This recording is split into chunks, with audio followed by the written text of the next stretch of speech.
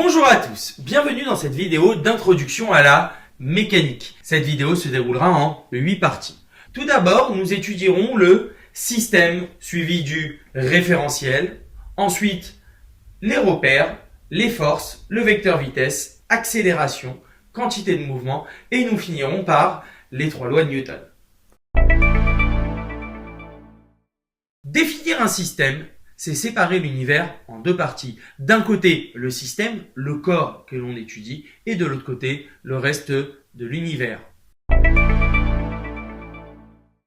Le référentiel est l'endroit depuis lequel on regarde, on étudie le mouvement. Il existe plusieurs référentiels à connaître. Le référentiel terrestre pour tous les mouvements qui ont lieu sur Terre. Le référentiel géocentrique, c'est-à-dire le centre de la Terre, que l'on étudiera pour les satellites, qui soient naturels comme la Lune, ou les autres, ceux que nous envoyons. Ainsi que le référentiel héliocentrique, le centre du Soleil, qui est beaucoup plus adapté pour l'étude du mouvement des planètes qui tournent autour du Soleil. Il existe 2 repères. Un repère de temps, on fixe la chronologie des événements, et un repère d'espace. On utilise souvent le repère cartésien O, X, Y, Z. Il existe 2 types de forces, les forces intérieures au système et les forces extérieures au système. Les forces intérieures au système sont des forces qui sont exercées d'une partie du système sur une autre partie du système. Les forces extérieures au système sont des forces exercées par un objet ne faisant pas partie du système sur le système. Dans l'étude des forces, nous ne nous intéresserons qu'aux forces extérieures au système. Quelques forces à connaître. La force gravitationnelle est une force attractive entre 2 corps qui possèdent une masse. F de A sur B égale F de B sur A égale à G fois MA, MB, la masse de A et la masse de B en kilogrammes, divisé par D, la distance entre les 2 centres, au carré. Cette distance s'exprimera en mètres. Vectoriellement, F de A sur B égale à moins F de B sur A égale à moins G fois MA, MB sur D au carré fois U, le vecteur unitaire.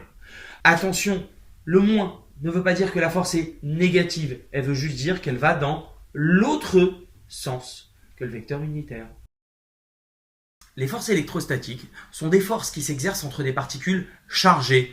F de A sur B égale à moins F de B sur A égale à K fois QA QB, la charge de A, la charge de B, divisé par D au carré, D étant la distance entre les centres de A et les centres de B, qui s'exprime en mètres, fois U, le vecteur unitaire. Les forces électrostatiques peuvent être soit attractives, soit répulsives. En effet, cela dépend du signe de leur charge. Si A et B ont des charges de signes opposés, la force qui s'exerce entre eux sera attractive.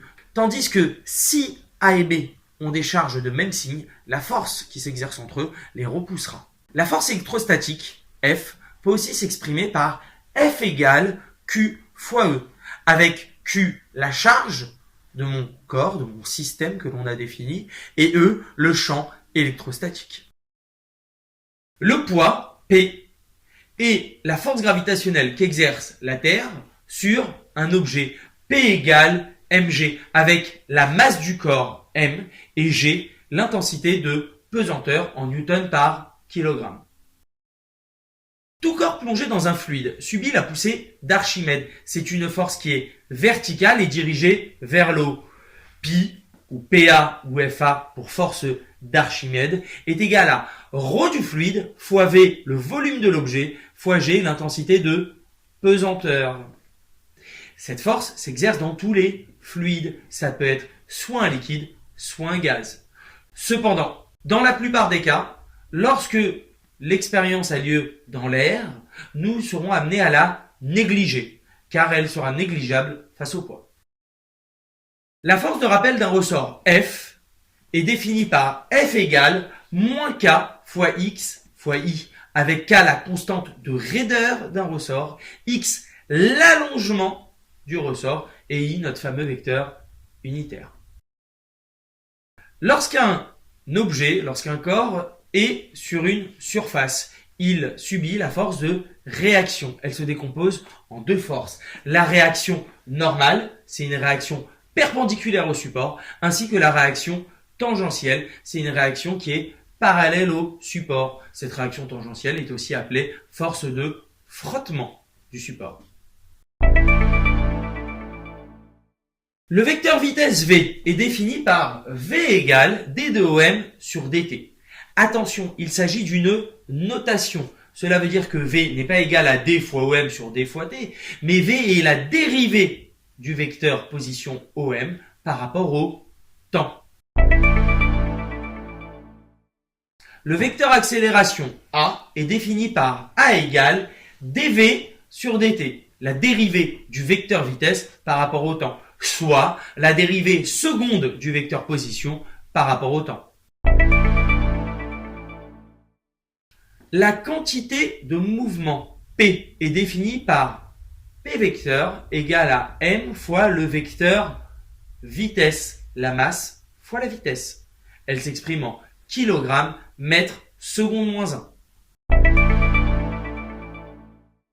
Première loi de Newton. Dans un référentiel galiléen, si le vecteur vitesse du centre d'inertie ne varie pas, alors la somme vectorielle des forces extérieures égale au vecteur nul. Réciproquement, si la somme vectorielle des forces extérieures est égale au vecteur nul, alors on peut dire que le vecteur vitesse est constant. Deuxième loi de Newton. Dans un référentiel galiléen, la somme vectorielle des forces extérieures est égale à la dérivée du vecteur quantité de mouvement par rapport au temps. Si la masse se conserve, elle peut donc sortir de la dérivée et nous aurons la formule suivante. Somme vectorielle des forces extérieures égale à ma, la masse fois le vecteur accélération. Troisième loi de Newton. Lorsqu'un corps A exerce une force sur un corps B, F de A sur B, alors le corps B exerce une force sur le corps A, F de B sur A. Ces deux forces auront la même direction, la même valeur, F de A sur B égale à F de B sur A, mais auront un sens différent. F de A sur B vecteur est égal à moins le vecteur F de B sur A. C'est pourquoi les forces intérieures s'annulent. Attention, les lois de Newton ne sont valables que dans un référentiel galiléen. Si vous avez aimé cette vidéo, n'hésitez pas à la partager et à laisser un pouce bleu.